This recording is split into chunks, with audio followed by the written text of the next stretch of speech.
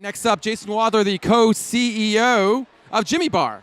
Hi, How are you? Pleasure to meet you. Good to see you. Thank you. Have a seat. Can I set up? Can I merchandise a little bit? Sure, I'll help you. All right, great. If you just grab a seat so that our cameraman can get you there. Well done. Here we go. We got it all? JimmyBar, your creation, you're one of the co-founders. Actually, of the company? my partner and one of the founders of the company, Yep. Jim, and his sister Annette, had created the bars. So, but you're technically a co-founder as well. Yes. Yes. So, what got you into the very competitive bar space? This is one of the most challenging spaces in the food industry, no? It is, but it's also one where there's room for disruption and room for innovation. And so there's an overall mission of we want to give clean food that tastes great and has a fun experience with it. What we've seen in the category is that people take themselves very seriously, right? And they also show things on the packaging, maybe a decadent piece of cake, but what's inside really may not taste like that decadent piece of cake. And so we worked really hard to differentiate with very clean ingredient list, really decadent taste and texture, as well as have some fun with the packaging. And now we have a line of innovation where not only are we delivering really clean protein, but what you have in your hand is a beauty bar. It's one of the first bars on the market that has collagen in it. We have a bar called Woke AF. I don't know if you know that term, but Woke AF, we call it Woke and Focused. Oh, right. And it has high protein, but also guarana, caffeine, so it gives you a little bit of a buzz, and MCT oil and omega-3s. So it's really about brain activation and brain focus. So what we're doing is creating a line that delivers different types of products for different needs that a consumer would have during the day. I mean, I'm looking at your packaging, I'm looking at the positioning, and it's pretty interesting because when I think of a brand named Jimmy, I immediately think of sort of a masculine, a male sort of focused product. It seems clear to me that your consumer or the consumers that you're going after are female consumers. Am I wrong? Well, I think there's a mix. There's a real mix because if you look at the beauty bar, but then we also have, not to ruin the display, the Eye of the Tiger bar. Yes, the Eye of the Tiger. I recall seeing that in our office. So the Eye of the Tiger bar, that's a good friend who was the songwriter for Eye of the Tiger, or co-songwriter for Eye of the Tiger, and was with the band Survivor. And we said, what says going for it, working out more than Eye of the Tiger? It's actually the #1 workout song still after all this time. And so we created this bar that again has guarana seed and turmeric for recovery, 25 grams of protein in the full-size bar. And so it is for people that are going to be working out, and it does tend to skew a little bit male focus, whereas the beauty bar tends to skew a little bit more female focus with edible collagen. So we're looking at this as, yes, it appeals to women. We feel like women are probably the primary shopper. They may not be the primary consumer all the time, depending on the bar.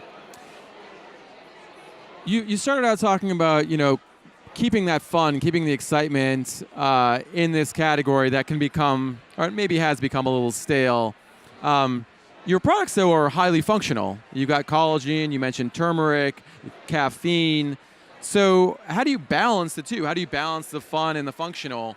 How do you keep the fun in functional? Well, we put the fun in functional. There you go. Right? Okay. I mean, so that's what we say.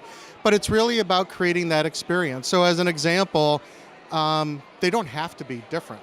Yeah. Right? I mean, and that's, I think, part of the challenge that the industry has had is that they take themselves so seriously, right? And quite honestly, sometimes the food in the package is not that good for you. Yeah. Right? But the packaging around it is very serious. And we're going the opposite way, where we take what's in that wrapper extremely seriously, a very clean ingredient list, but we're having some fun in the process. So right now, we're taking the name Jimmy, which is a noun, right? And we're making it a verb. So we go into the yoga studios and say, Jimmy, your namaste, right? We're making it part of their lives. So it's, what have you Jimmy today? Okay. And really start to have that be a lifestyle brand. So we were up at the CrossFit Games earlier in the year, and there's a big term that they use called workout of the day. Acronym is WOD. And so we said, Jimmy, your WOD, and people in that category know what that means. Outside that category, you may raise an eyebrow, but in that category, they know what it means. I'm going to start using that. Jimmy or Y? Jimmy or WOD. Wait, I'm sorry. Jimmy or Y? Your Wad. Jimmy, your why. Jimmy, Right. your why. Okay. Yeah. I thought it was Jimmy or why. As Jimmy, like, your Wad. WOD. Jimmy. Workout of the day. Okay. See, it's a little loud in here. Just for context, this room is absolutely packed with people. This is the sampling expo that we're. Yes. I mean, are you guys sampling out here? We are. We're sampling the chocolate peanut butter bar, which is one of our core flavors. It's one of our best sellers. The Eye of the Tiger bar that's been on the market for about 75, 90 days. And then our Wake It Up bar, which is guarana and has kind of a coffee flavor to it. We're sampling those three. And we have these different formats. So we have a Skinny Jimmy, which is under 100 calories, and then our full-size bar that range anywhere from like 240 to 270 calories. Now, you guys undertook a massive retail expansion this year. That's right. Tell our viewers a little bit about where you are now and that expansion itself. Where are some of the doors that you are now that you weren't earlier? That's right. And so it goes back to the genesis of the brand. Myself and Jim, not traditional food guys. And Yep. we came up through the technology and the digital world. And so Okay. the first place that Jim went to when the brand was first starting was in new food service and going into like corporate cafes at Google and Facebook and Yahoo and starting to do a push-pull. So they get the bars for free in the corporate cafeterias and go back to their convenience stores Yep. and ask for the bars. And then we went into the convenience stores. 7-Eleven, Wawa, Circle K. So they started to carry the bars. And then we went into warehouse and club. So Costco's, BJ's. And then we just had a big announcement where we went into every Walmart in the country right around Halloween. So 4,650 and change. And they're carrying 2 of our SKUs, and hopefully we'll be expanding that next year. And then we also just launched with Hudson News. So we're in all the major airports around the country. And so we're going to keep expanding. The category that we have not gone really deep into, which is not being food guys, is we don't have a lot of grocery presence, supermarket presence. And we've done that by design right now. We will be looking at that in the future, but we're working around some of these other categories along with digital. So we do a lot in e-commerce, just given our backgrounds. Getting every Walmart in the country sounds like such a great opportunity. It's got to be a lot of challenges as well. Keeping up with production, keeping up with supply, making sure that all those Walmarts are appropriately loaded with the products and merchandised adequately. What did you have to do to prepare for that kind of expansion? We have been talking about it for a few months, and we made sure from a manufacturing approach that we had our co-packers in place that could handle that. From a packaging standpoint, we gave them 2 of our newest products. They wanted some of the innovation line, so we went out with those 2 SKUs. And then from a marketing standpoint, so we're doing active support, especially going into Q1, which tends to be a good time for this category where kind of a new year, new you, and we're going to be supporting there as well. But, for us, we're very fortunate in that we have some great co-packers that we work with, and they stepped up to the challenge. We haven't had any issues so far. Yeah, I mean, I think that's something we talk a lot about in the education sessions that we have at NOSH Live and at BevNET Live, is developing strong relationships with your manufacturing partners. How do you lay down that foundation? What was your approach to saying we need to find someone that we can rely on not just tomorrow but 10 years from now? Right. It's hard to think 10 years from now. Sure, of right? course. We're living dog years, so maybe it's 2 to 3. Better way of putting it. But it's yes. open communication. We do production meetings on a weekly basis with the co-packers, depending upon they're working on, to make sure that they have a clear. We're doing it where we're looking 60 to 90 days out, so they know what they're running at a moment basis. We're doing a look back to say what worked, what didn't work, where are ways from a communication, from a timing standpoint, whatever it may be, that the right things are happening.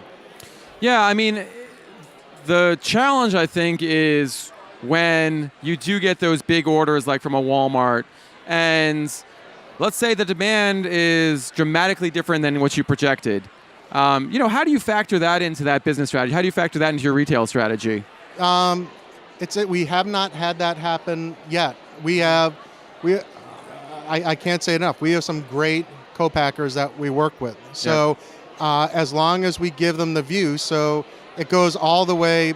I think it comes from our technology background, which, if you're familiar with Agile, we call it It's not agile design, it's agile food. And let's make sure from the moment that we're building the pipeline with our salespeople till we ship this out to our retailer that we have full line of sight in terms of what's happening.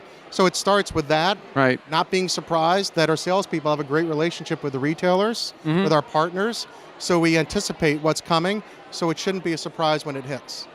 Great. I think that's great advice for entrepreneurs listening right now. I mean, it sounds like you guys are really buttoned up, which is why I'm asking these questions and really trying to dial into your manufacturing. At the same time, I'm sure you're picking up some learning lessons here at the show. You know, what have you picked up today, the first day of NOSH Live, and you know, how are you incorporating those lessons into your strategy? How do you expect to incorporate them into your strategies? You know, there were a couple of great conversations. One which I really gravitate to was about how you can leverage the data better to make decisions about where you start to invest, not only from a marketing standpoint, but from a product development standpoint. Yeah. So that was the one biggest takeaway that I took was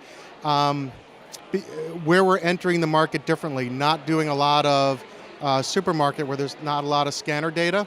So we haven't gone into IRI or spins or things like that. Planning for that and understanding that there's going to be a point in time in the very near future where we have to get that data, figure out how to analyze it, and then apply it into what we're doing. We just had a major hire where we brought in our first head of marketing who came out of Pepsi.